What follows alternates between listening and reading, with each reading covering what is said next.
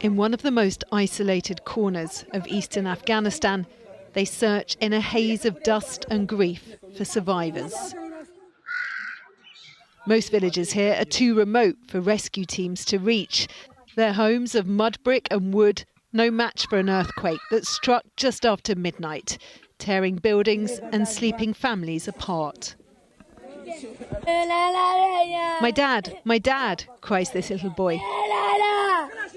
On footage from Afghan television, but with communication so difficult, the fate of his father isn't clear.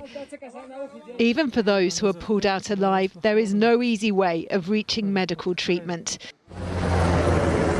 The only way to escape much of Kunar province right now is by air, but there are too many wounded and not enough helicopters or space on board to get the wounded out, let alone get heavy lifting equipment in, leaving those left behind losing hope. Almost the entire village has collapsed. There are children trapped under the rubble. The elderly are under the rubble. Young people are under the rubble. We need help here.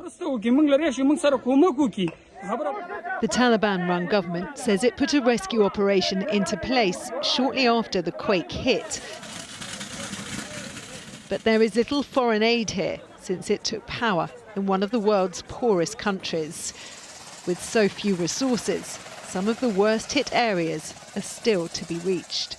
Right now, because of the earthquake, there have been several landslides that have happened and that have blocked even the existing roadways and pathways. So search and rescue efforts are going to be extraordinarily difficult. Already the fragile health system here is overwhelmed, with every hospital in the region declaring a state of emergency. But the graveyards of the Mazar Valley are overflowing too, the death toll so high that mass funerals are beginning to be held. Afghanistan burying its dead and desperately trying to help those still clinging on to survival in a place where so many now need assistance and there is so little to go round. Rachel Younger, ITV News.